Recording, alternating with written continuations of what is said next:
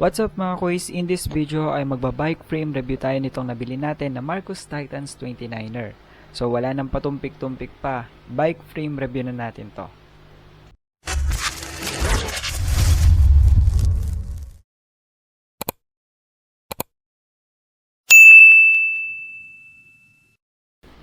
Disclaimer lang mga kuys, hindi pa ako ganon kabihasa dito sa cycling industry at hindi pa ako ganon kaalam pagdating sa mga bike, but still gusto ko sa inyong i-share yung experience ko from small to pagdating ko sa taas.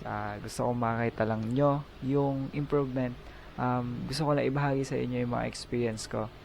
Hindi detailed yung magagawa kong review, but still gusto ko lang i-share sa inyo yung experience na din nung journey ko dito sa pagdating sa pagbibisikleta dito sa hobby ko na to. So I hope maintindihan nyo yon. At yan, kung may mga suggestion kayo, kulang akong sinabi, ganyan, feel free to comment dyan sa baba para maintindihan ko rin and ano ko yung knowledge na dapat sa bike na to. So ayun, I hope tulungan nyo ako to hindi naman tulungan na magbuo ng bike but ayun, buuin natin yung tulungan natin through morally. And ayun, I hope na magustuhan nyo yung video ko.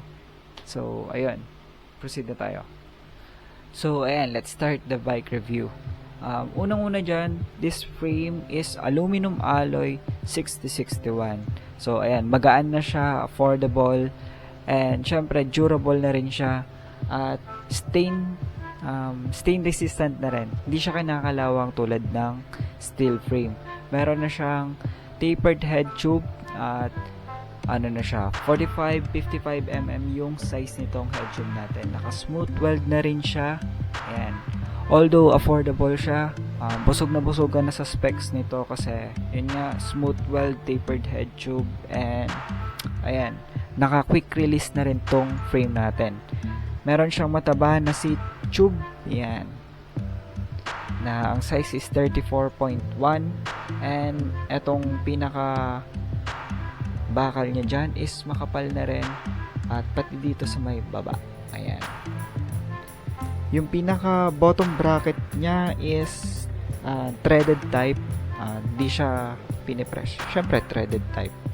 At yun nga, yung pinaka welding niya lang dito sa bottom bracket is hindi siya naka smooth weld, naka fish scale weld lang siya. Compare mo dito sa may head tube and then dito sa may seat tube na naka smooth weld na yung design niya.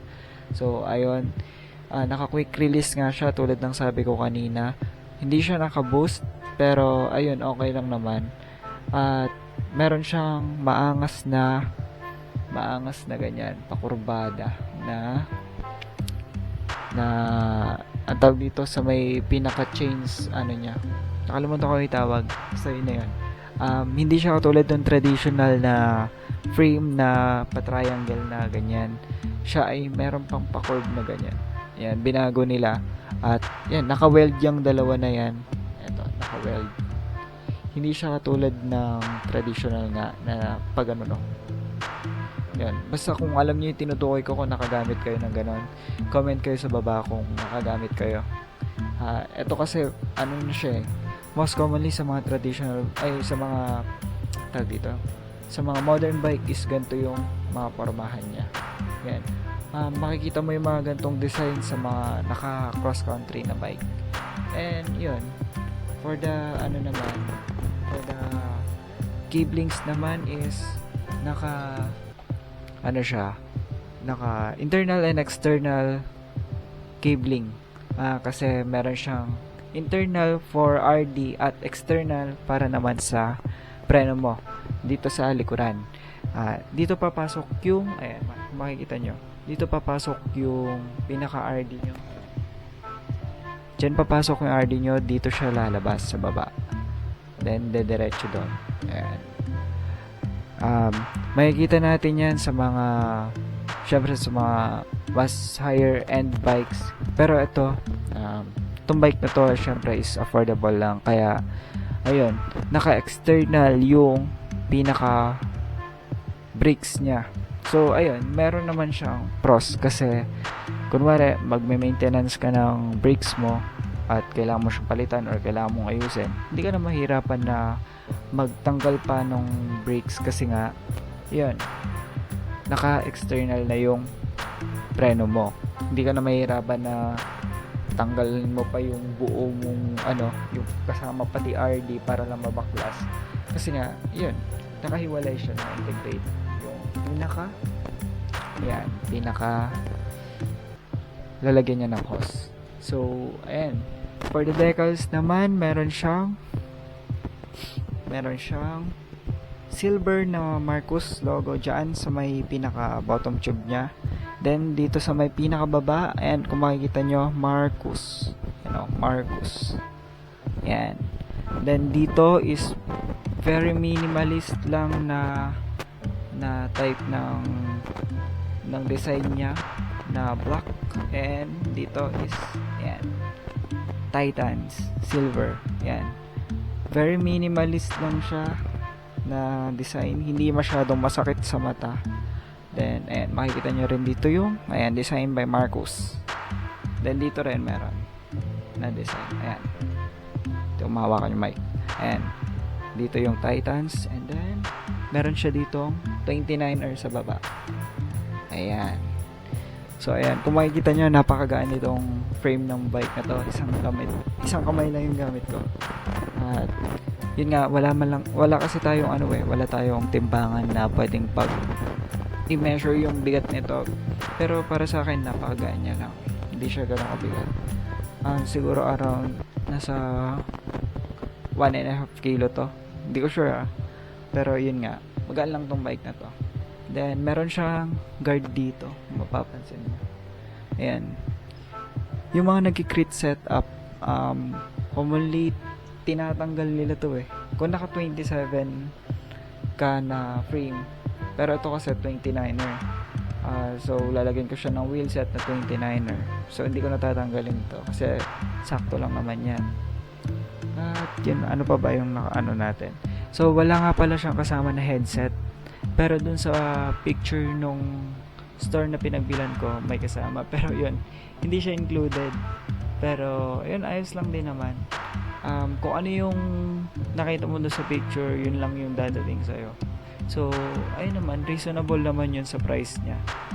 So, yun nga, wala siyang headset, wala rin siyang seat post. Kasama lang ay yan. Syempre, para sa RD. Yung nakalimutan yung tawag dyan, pero comment na lang kayo dyan sa baba kung ano yung tawag dito, nakalimutan ko kasi.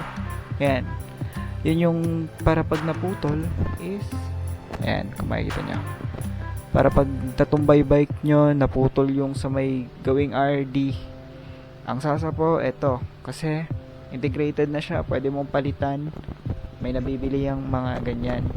Pag nabali yan, okay lang kasi kampante ka naman pag nag-crack siya, ganyan is, ito yung sasa po, hindi yung mismong frame mo na mas mahal kumpara dito. Ewan kung magano lang yan, basta may nahahanap niyan sa online lang. Then, ito yung lalagyan ng preno niya, kung makikita nyo. Di ko pa rin alam yung tawag dyan, but still, lalagay ko na lang dyan sa baba kung ano yung tawag dito. Then, meron din siyang ganito. Eto, kung makikita nyo. Ayan. Tutok natin. Ayan. Yung ganyan.